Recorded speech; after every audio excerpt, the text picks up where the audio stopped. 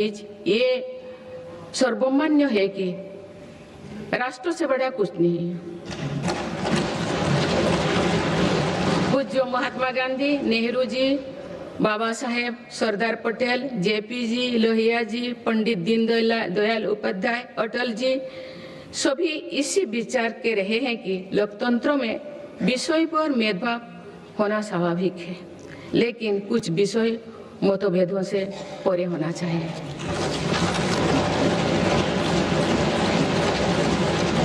विकसित भारत का संकल्प, भारत की सुरक्षा, आत्मनिर्भरता, स्वदेशी का अभियान, एकता के लिए प्रयास, स्वच्छता, राष्ट्र से जुड़े ऐसे विषयों पर सांसदों को एकमत होना ही चाहिए।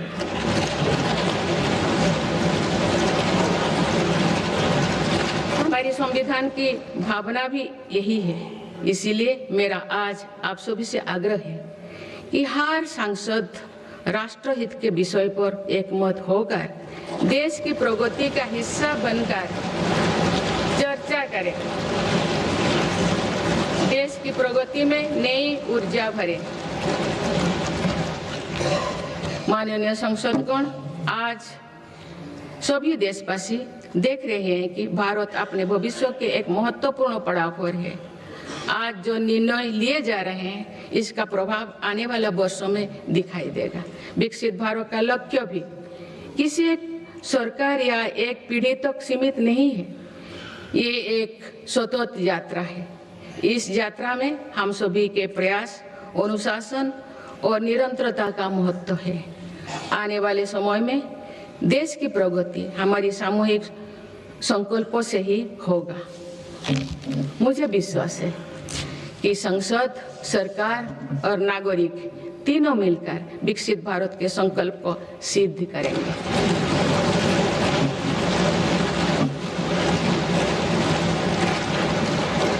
हम भारतवासी राष्ट्रहित को सर्वोपरि रखते हुए संवैधानिक मूल्यों के साथ आगे बढ़ेंगे। सभी देशवासी अपने कर्तव्यों का निर्वहन राष्ट्रहित, राष्ट्र कल्याण में करेंगे।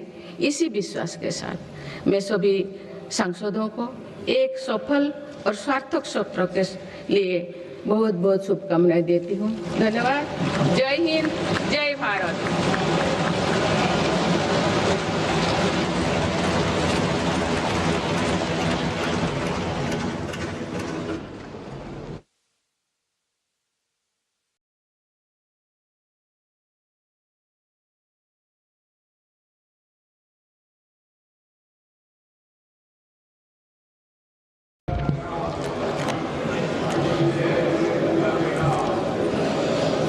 தாயின் அன்பாய், தந்தையின் அறிவாய், குருவின் ஒளியாய், தாயாய், தந்தையாய், குருவாய், தெய்வமாய் நாம் அனுதினமும் வழிபடுகின்ற சர்வ சக்தியும் தன்னகத்தை கொண்டிருக்கின்ற புனித பாரத அன்னையின் பொற்பாதங்களை முதற்கண் பணிந்து வணங்கி, मैं भारत माता के पवित्र चरणों को स्पर्श करता हूँ और उनको प्रणाम करता हूँ। Honorable President of India and honorable members, I seek to read some parts of the English version of Honorable President's address, and the rest may be considered as read. It gives me immense pleasure to address both houses of the Parliament assembled together. Presently, India is celebrating 150 years of Vande Mataram. The people of India are paying homage to Rishi Bankim Chandra Chattopadhyay for this profound source of inspiration. I congratulate the honorable members that a special discussion in Parliament was organized on this auspicious occasion. Honorable members, during this period, the citizens commemorated the 350th anniversary of martyrdom of Sri Guru Tegh Bahadur Ji with deep reverence.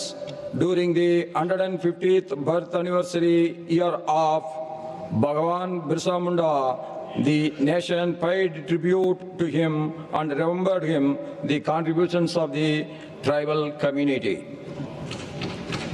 The events associated with the 150th birth anniversary of Sardar Patel have strengthened the spirit of Ek Bharat, Shrestha Bharat. All citizens also witnessed that the birth centenary celebrations of Bharat Ratna Bhubun Hazarika were imbued with melodies and spirit of national unity. Over the past 10-11 years, India has strengthened its foundation in every sphere.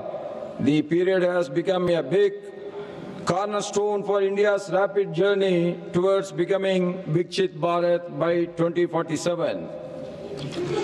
Honorable members, Baba Saheb Ambedkar always laid emphasis on equality and social justice. Our Constitution also inspires us in the same spirit. My government is fully committed to true social justice. As a result of this, 25 crore citizens have come out of poverty during the last decade. During the last decade, 4 crore Pakka houses have been built for the poor. Possession of 32 lakh new houses has been given to the poor during the last year. During the 5 years of Jal Jeevan Mission, 12.5 crore new households have been provided pipe water. Through the Ujjwala Yojana, till date, more than 10 crore households have been provided with LPG connections. My government is institutionalizing transparent and honest systems. In just last 1 year, my government has provided benefits worth more than 6.75 lakh crore rupees directly to the beneficiaries through direct benefit transfer. Honorable members, my government is working with the full sensitivity for Dalits, backward classes, marginalized and tribal communities. At the beginning of 2014, social security schemes could reach only 25 crore citizens. With these continuous efforts of my government, about 95 crore Indians have social security cover today. I am satisfied to see that the youth, farmers, workers and entrepreneurs of our country are expanding their role continuously towards building a Viksit Bharat. In the last year, India has achieved a record production of over 350 million tons of food grains. With a production of 150 million tons, India has become the largest rice-producing country in the world. Our country has become the second largest fish-producing nation globally, reflecting the nation's success in the blue economy. In the field of milk production as well, India is counted among the most successful countries in the world. This is the result of the strength of cooperative movement. The country's manufacturing sector has also shown record growth during this period. Even in the field of mobile manufacturing, India has become the second largest country in the world. In the first 5 months of 2025-26, India's smartphone export has crossed 1 lakh crore rupees. This year, India has started exporting electrical vehicles to more than 100 countries. Honorable members, the Pradhan Mantri Gram Sadak Yojana was launched during the tenure of Atalji. During the last 1 year, India has added approximately 18,000 kilometers new rural roads. Aisal in Mizoram, the New Delhi have been connected by direct rail route. India has achieved a historic milestone in the field of infrastructure by building the world's highest railway arc bridge, Senab Bridge in Jammu Kashmir and New Bamban Bridge in Tamil Nadu.